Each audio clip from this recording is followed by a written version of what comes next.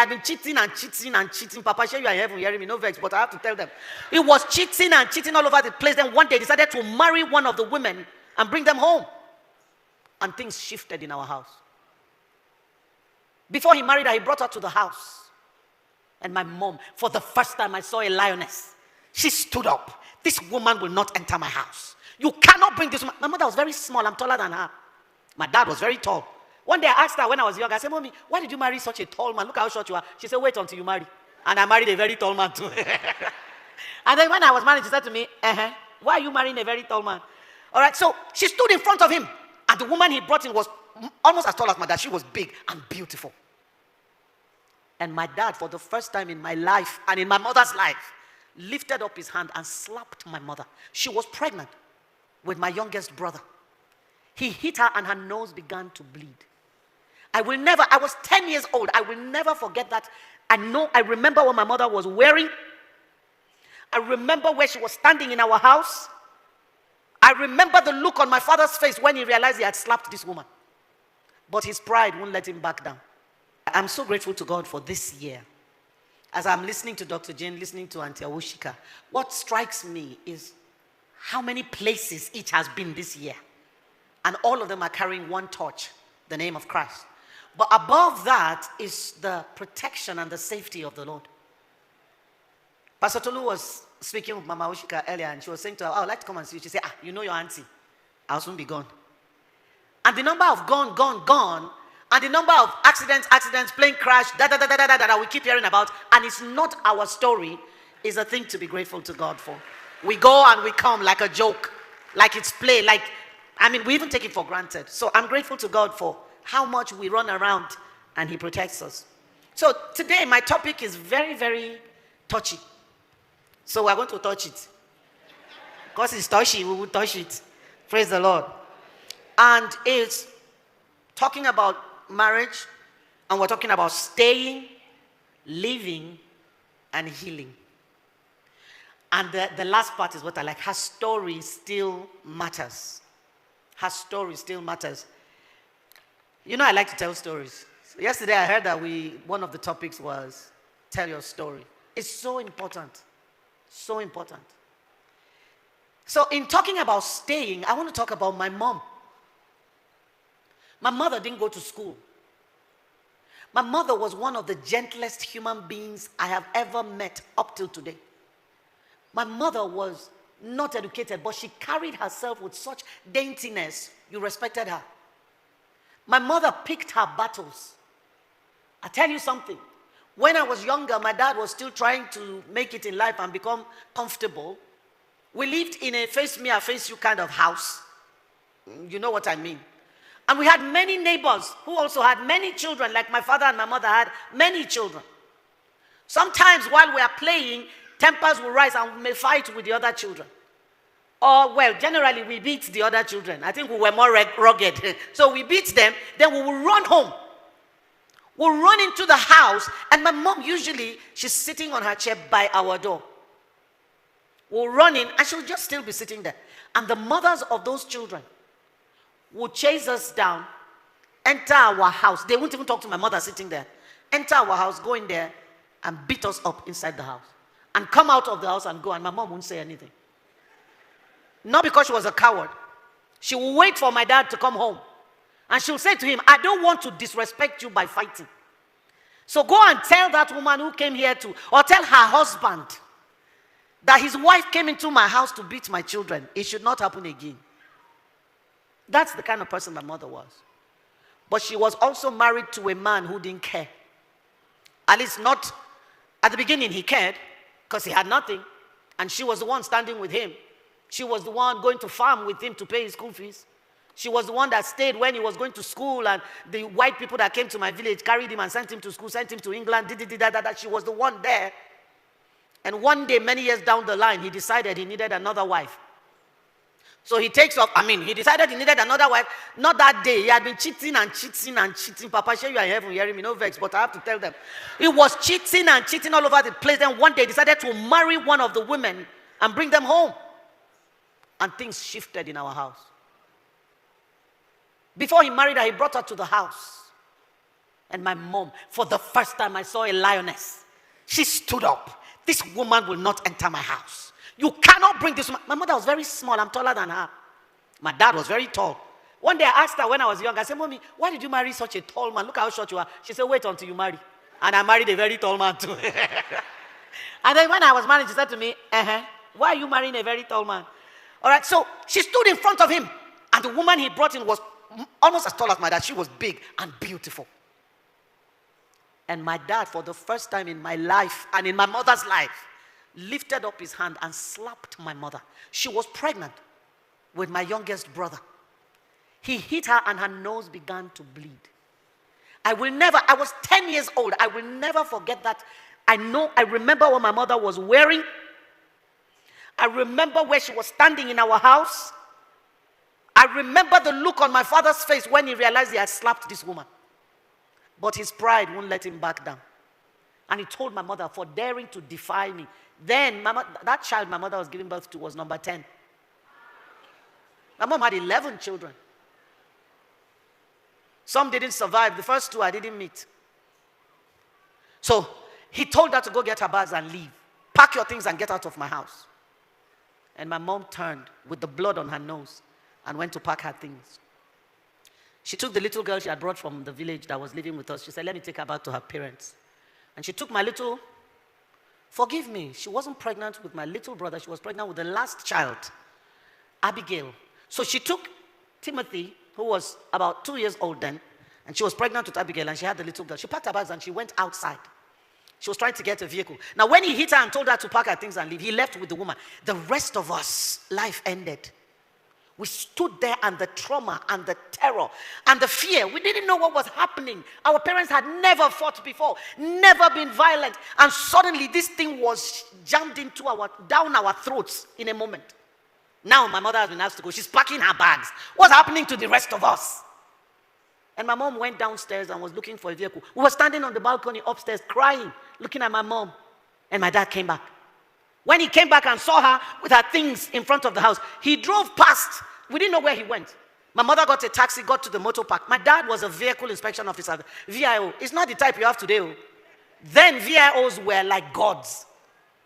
And he went to the park and told every driver in that park, there's a woman coming pregnant with a little boy and a little girl. Any driver that takes her will lose his license. So he told her to go, and he took from her the power to go. My mother stood in that park and nobody would take her. She left and went to outside so she could find the ones that were just driving past. Anyone she was able to stop, somebody would run from the park. If you carry this woman, your license is gone. And they would drive past. My mother got frustrated and sat on her box. Then my dad drove back to the park and told her, enter the car. He carried the box, put it in the car, carried her and brought her back home.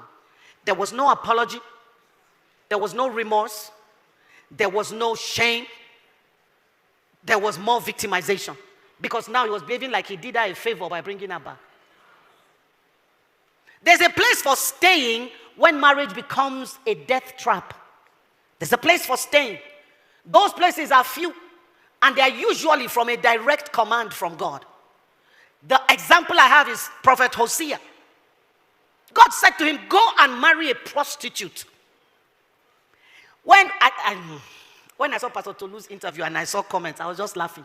How convenient it is to sit with your tiny little phone and be typing nonsense that you haven't walked through. I wonder what social media would have said about Hosea then, no? Hey, he cannot be a prophet of God. This one, he cannot be God speaking. Marry prostitute girl. Gonorrhea. HIV. He's a false prophet. He brought a prostitute to his house. She left him and went back to the men. God said, go and bring her back. He went and brought her back. She left again. God said, go and pay money and buy her back. Prophet of God, marrying a prostitute that is not repentant. There's a place for staying. It's usually warfare. God will ask such a person to stay because there is war to be fought or there is a message to be passed across. But they are not plenty. All the other ones that are doing, like Mama Oshika said, Father Lord, if I sent myself, have mercy on me. Many of the people who are staying sent themselves. God did not ask you to stay. Anything that will strip you of personhood is not godly. And abusive marriages do that. They strip you of your sense of personhood, strip you of value. And what is the most heartbreaking is that we sit down and we accept it. It is my cross. Who told you that is what the cross means? I looked at my mom that day and I made a silent vow. See, let me tell you, some of our brokenness comes from watching those broken relationships. We become broken like that too. I made up my mind. I said, no man will treat me this way. I will never take this rubbish from any man. Now, the tragedy of staying when you shouldn't, or there is a way to stay and it is not healthy. It is the staying without hope, staying without leverage, and staying without strategy. If you don't want to go, you want to stay, you cannot be hopeless staying there.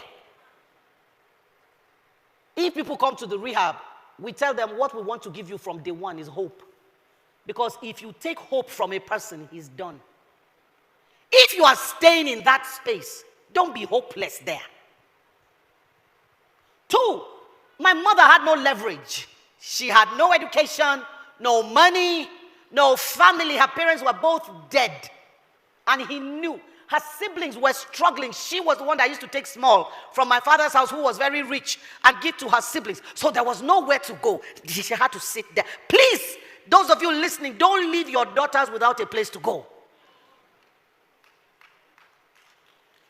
My daughter was getting married. Somebody came and said, want to marry. I said, oh God, I don't know you. She brought you. She said she loves you. I love you too. Oh. I said, but please, did she tell you where she did her first degree? He said US. Did she tell you where she did her master's? UK. I said, can you quantify that in naira and kobo? He said, ma, that's a lot of money. I said, yes, money I could have used to buy Louis Vuitton and Louboutin and that. I said, I used it to raise a lady. So lady like that, she has attracted you now. I said, hear me well. I didn't raise a punching bag. Don't lay one finger on my daughter. The day you do that, I'll take her from you. You don't have a wife anymore. Man does say, why are you saying that? I say, oh God, say your own. This is my own. I am putting this boundary in place so this man knows what is okay and what is not okay. Do not hit my daughter. On that account, she will always have a room in my house. He said, ma, my father never did it, so I have no example to copy. I said, God bless you, son. May we have men like that their sons can boldly say, my father didn't do it, so I don't have an example to copy. Then he said, but ma, please, I want to say something. No? I said, okay. He's a lawyer. Ma, I don't know what I would do if she slapped me first.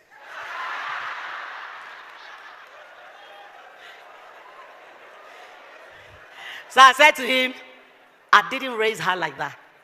I said, just as it is not okay for you to hit her, it's doubly not okay for her to hit you.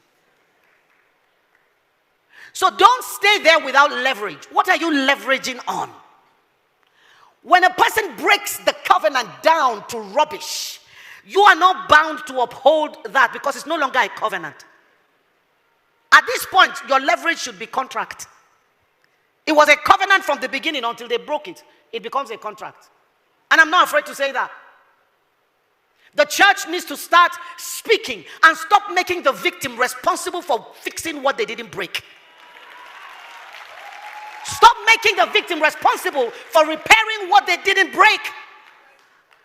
How can a woman run to you for shelter? She's been beaten. Oh, the house that I began. You don't know what made me start that safe house. God told me 8 years before, start a safe house. I said, Father Lord, the rehab center has not stabilized first. Let me be stabilizing that one. One day I woke up and there was a woman in my house. She was standing and swaying. And it was somebody that brought her. She was saying, Mommy, please help. I said, what? She said this morning the husband was beating her. He held her neck and was banging the back of her head against the wall. As she was speaking, the woman fell down and slumped. In my house. I thought she had died. I started shouting, Jesus, help me. I put her on the bed. I know the husband, and I couldn't wrap my head around it. See, some women are married to narcissistic men who are perfect gentlemen outside, but they are monsters inside the house, and you don't know. So when they are talking, you say, that nice man. No, now. Please don't do that. I ran to the office to help my head understand what I just saw. I met a woman waiting for me. She said, I'm not going back home. She followed me back home. The next morning we woke up, there was one knocking on my door at 6 a.m. frantically, 25 years married, running for her life with a small bag on her shoulder. What is it? Ma, please, I can't go back home. You will kill me. By the end of that day, another one came. The husband had used knife to beat her. What is that? That's not a covenant anymore. When God was giving the covenant, he was assuming that people will be children of God. Most of them are children of the devil now, carrying the name of God as a cover. In the last few weeks, Auntie Billy, if you know how many women have sent me messages about their husbands and what they are doing to them, and they are all pastors. Abuse from the pulpit to the pew. Please don't stay without strategy, don't stay without leverage, and don't stay without hope. If you must stay. I don't have time. Like Auntie Billy said, the clock, somebody moved it. I can't believe the time is already gone. But why did you people give us short time like this? Abigail was married to a man called Nabal. Horrible human being. Wicked man. Insensitive. Without spiritual discernment. She was sitting with darkness. But I love Abigail. When she heard that David was trying to do something, she said, my opportunity to meet a king. Let me tell you something. Don't shut your mind down to loving again if you have to leave. I'm jumping my gun. She was sitting there, but she had hope. One day, God will deliver me from this madness. And when she saw the opportunity, because she was spiritually sensitive and prepared, she took it up. It's not David that chased Abigail. Abigail chased David. Abigail arranged herself like Queen Esther to be seen. She finished pampering his ego very well. Then she said, please, when the Lord puts you on the throne, remember this beautiful woman you saw. This. Don't be like Pastor Jane that was walking around thinking only of 32 and a big forehead. Know that you are beautiful. And say, remember this woman. Even if I'm not beautiful on the face, remember my prophecy saved you from losing your throne. Be good for something. That's your leverage. Be good with something.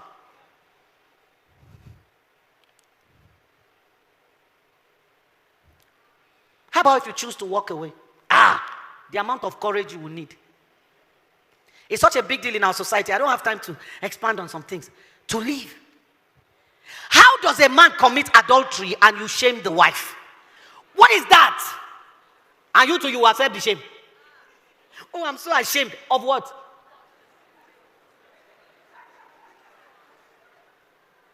When adultery rocked my marriage, shame broke me. I was afraid to come out of my house because I was ashamed. Everywhere I was going, I would hear people whispering. I wasn't hearing audible whispers. I was picking them up in the street. The whispers of the people bent me, put my head down. I was afraid to go minister anywhere. When I would be invited, I said, sorry, I'm already committed. I was lying.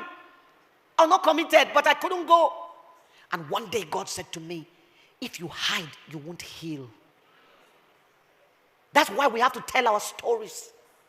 Today, this morning at the hotel, when we were about to leave, we saw a group of men. I don't know them. One of them just looked at me. Wow, are you Reverend Christie Bature? I said, yes. He said, man, these are my friends. We're not married, but we're listening to your videos because we want to marry right. Boom! I know my life is having meaning now. That young men are saying to me, we want to marry right, and we're listening to your videos. We must tell our stories. Stop hiding. And then God said to me, it's not your shame. You are not the one that committed adultery. It is not your shame. Stop carrying somebody's shame and making it your own. If you are living, it's not your shame.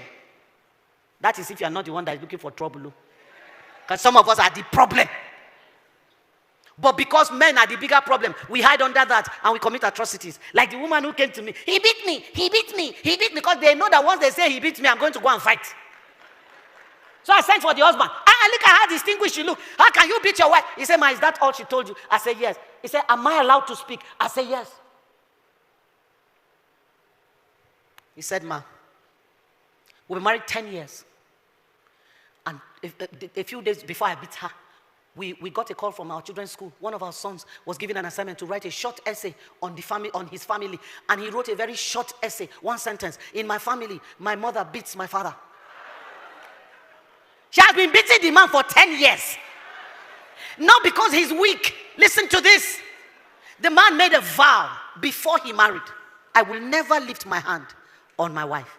And he made the mistake of telling his wife that this is his vow. So she was taking advantage of that vow to slap him, bite him, kick him, throw things at him, push him. And the children were watching. So the man said to the wife, all the good things happening in our family, our children can't see it. because of this one thing. This is not the good image or a good image of family. He said, don't hit me again. If anything happens between the two of us, speak like I do to you. Do not hit me again. The day you hit me again, I will beat you. I don't know that she thought he was joking, or old habits die hard. The next time something happened, she slapped him. He gently steered her to the bedroom because he didn't want his children to see. Then he beat her in places that she cannot show anybody unless she will naked herself. I said to him, sir, you are a very smart man. I like you. I told him to go out, and he went out. And I said to her, is it true? You've been hitting him for 10 years, and you can't take it once?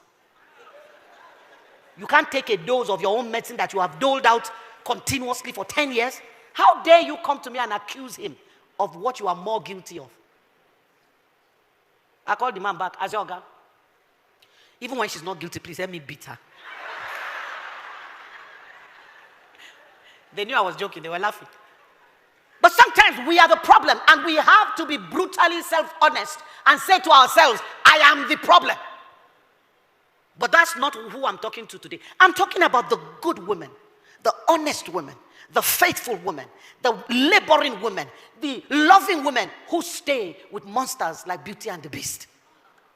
Those are the ones I'm talking to. If you have to leave, leave. Because the only person where they are alive, now they marry. Oh, I got a message from a lady. What she describes for me is death. And she's asking me, please pray, ma. I said, pray for what?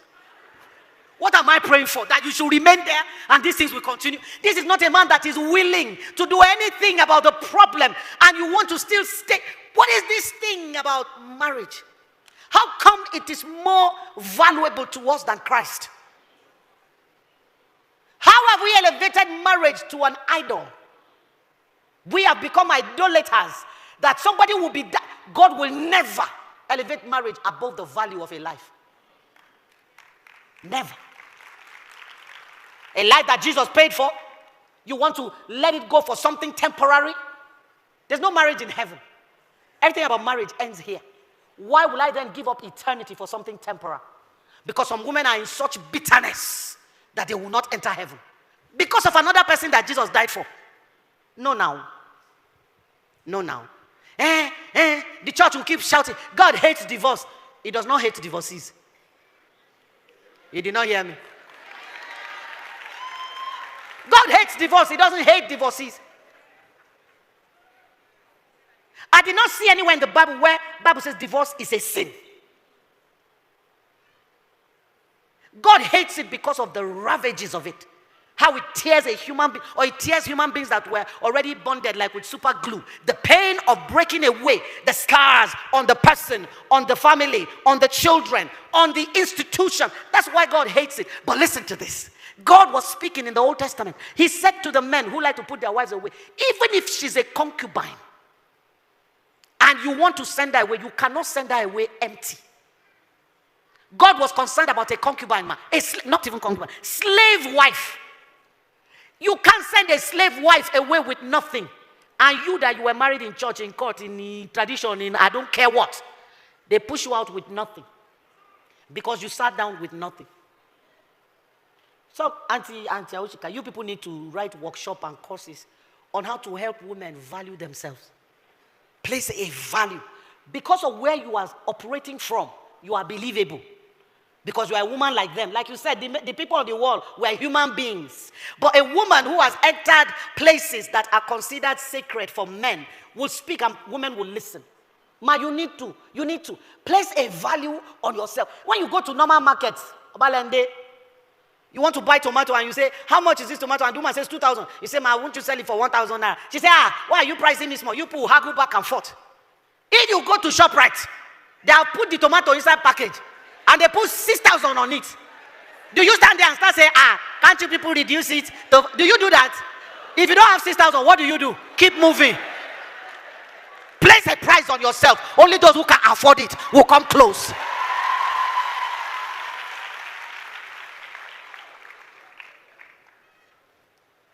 I don't have time. No, you don't have time. Oh, you are not the owner of the time. The Pastor Tolu. Oh, listen to what God says in the book of Malachi, chapter 2 and verse 14. You know, whenever they read Malachi, they only go to where God says he will open the windows of heaven. But the chapter before that one, chapter 2, he says in verse 14, but you ask, why aren't our offerings accepted? It is because the Lord is a witness between you and the wife of your youth, to whom you have been unfaithful. Yet she is your companion, the wife of your marriage vows. Didn't God make you one? Your flesh and spirit belong to him. And what does the same God look for but godly descendants? So be careful not to be unfaithful to the wife of your youth. I hate divorce, says the Lord God of Israel. Listen, I hate the person who covers himself with violence. It's not the woman who is beaten and abused that God hates. It's the one who has covered himself with violence. Don't take on that identity. Yesterday, a woman was speaking to me. The man left her and walked away and left her, and she was the one paying all the bills in the house. Then she said, he even went and had an affair. And then she said, maybe it's because I was not giving him enough. I said, will you shut up? Up until that time, she was talking. I didn't say a word. I said, shut up and stop it. Why is the response to everything a woman does wrong? Adultery. She does not know how to cook. Therefore, I go and sleep with another woman.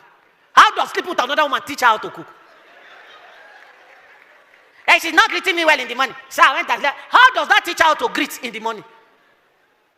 One of them told me she chews with her mouth open. I said, sir, after 10 years of marriage, did you people do courtship?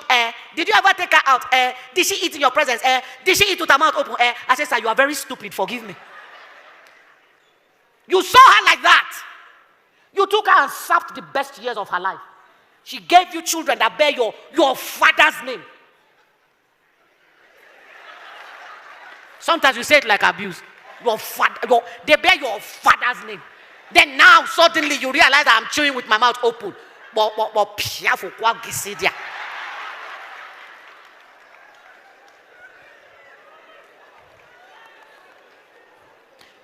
you leave, don't leave carelessly. Don't leave without plan. When women have to leave, I say to them, where's your safety plan? Show me your safety plan. Don't just jump and go and then you come back in shame. Plan yourself. One of the times when my husband annoyed me, I left. I went to his bank manager. I collected. I said, please, here's the IOU note. Go and collect it from him. I collected his money from his bank manager to run away.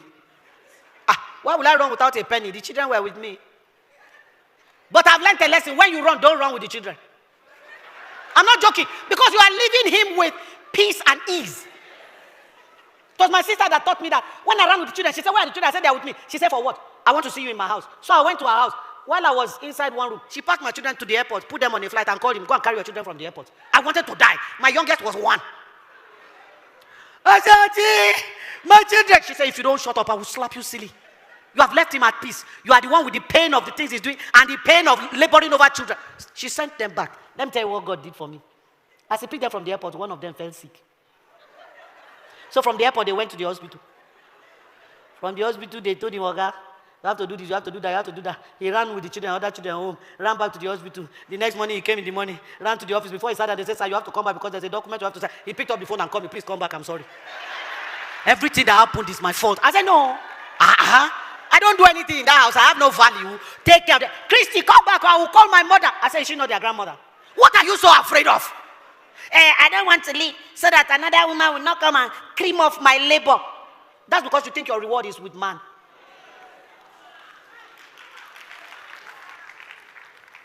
The guy wants to come. She should come and collect.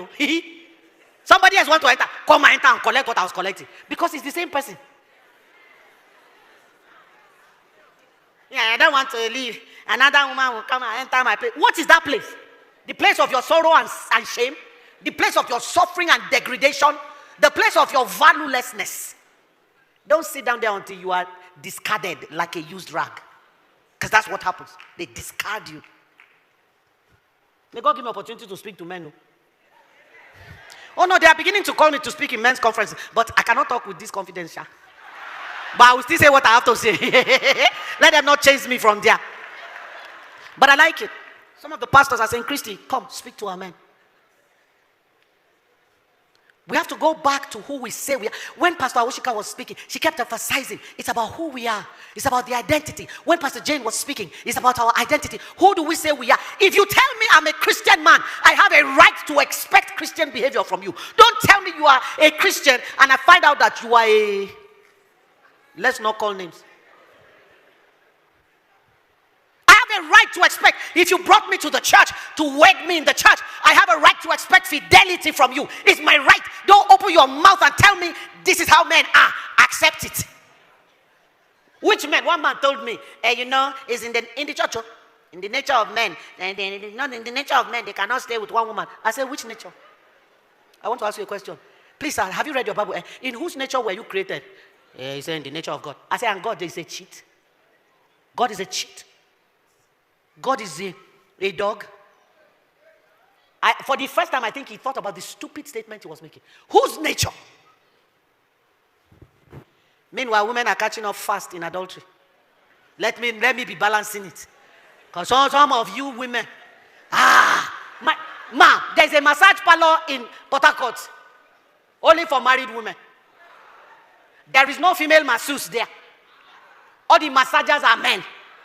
And they are not men with dry chest, they are muscular hunks.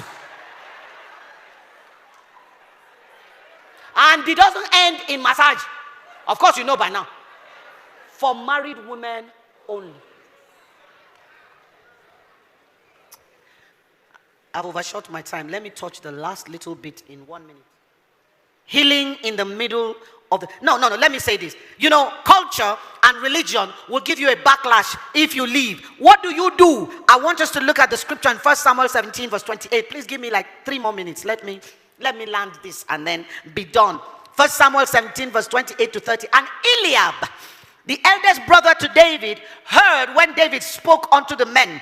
And Eliab's anger, the culture's anger, the religious anger was kindled against David. And he said, why camest thou hither? And with whom hast thou left those few sheep in the wilderness? As if he was the one that had been taking care of them since. I know thy pride, and thy naughtiness of thy heart. For thou art come down that thou mightest see the battle. And David said, what have I done now? You need to be willing to open your mouth. Yesterday, Chi girl was just giving me electric shock with some of her answers. All those aunties that come and meet you and say, when are you going to get married? She said, I said to them, never. When I say never, they don't come back again. I've dealt with them. They can't come back. He said, what of my grandchildren? Go and buy. You have to learn to speak. David said to his brother, what is it? Haven't you done enough? What is it? Haven't you done enough? He said, what have I done now? Is there not a cause? And he turned from him toward another. He turned. That's what you must do. Turn. They have come to start telling you how you should have lived the life that they did not help you live. Turn. Turn to the Lord. The Lord will give you your sense of value. The Lord will restore your sense of personhood. He made you. You are precious to Him, married or unmarried, widowed or divorced. You are precious to Him. His blood paid for you. You have value with God forever. Nobody can take that from you. Turn. Turn. You have to learn not to hear some things. Unhear. I don't know what happened in the last few months, but from the time I came to Fountain of Life in April, something happened on the internet. My messages were just all over. They're just putting it in people's faces. Okay. I have seen some comments about me. In fact, some people have been so worried about some comments, they forwarded it to me. Reverend Christie, look at what they're saying about you. Somebody said, just like David's brother, that is my pride. That I'm a proud person. And I cannot say it is God that told me to take the child that my husband fathered in adultery. That is my pride. Another one said, I'm a criminal for taking a child from the mother. Another said, liar. Why are you talking about family patterns? It's a lie. Everything ends with the blood of Christ. All kinds of things. Turn.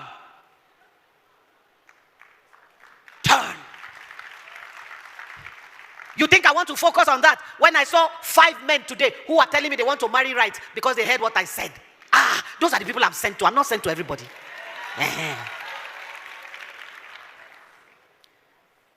My mother, oh Lord, my mother stayed and stayed and stayed and stayed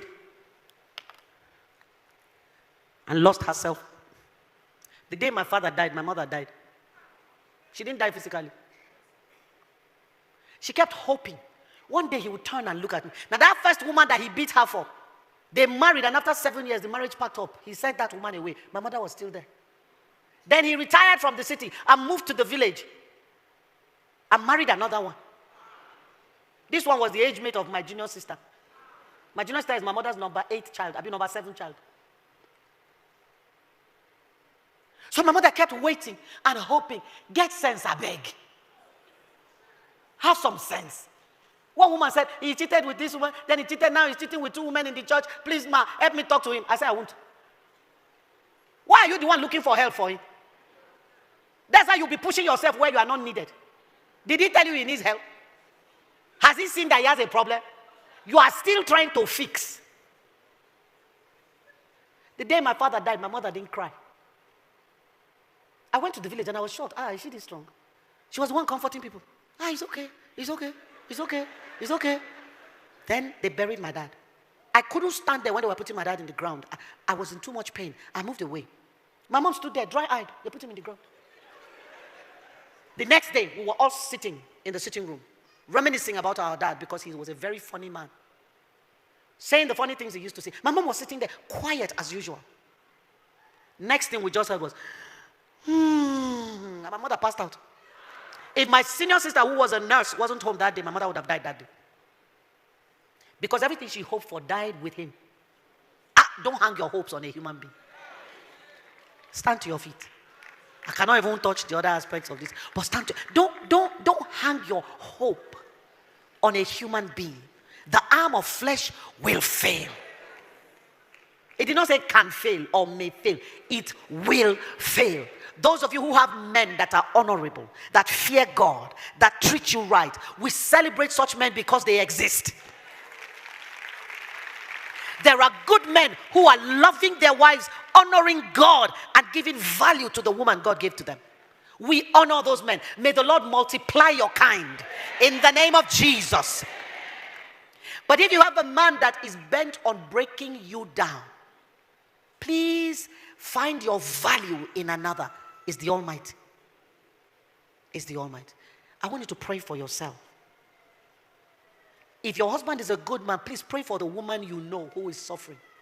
Pray for the woman you know who is in deep distress. Either that God will give her the courage to leave or to give her her strategy to stay. But please, if they are beating you, if they are threatening you with gun and knife, leave. Leave. You will do battle from afar, not from inside. Leave. I'm not saying leave and jump to divorce. No, leave and intercede from afar. Preserve your life and your dignity.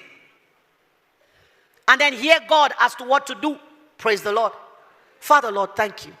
Thank you for every woman's journey. Every woman who has cried, bled. Every woman who has been in distress and anxiety and anguish. Every woman who has loved and lost. Every woman, oh God, who has had to walk a lonely journey. Comfort her. Comfort her. Ruach HaKodesh. Come. Come.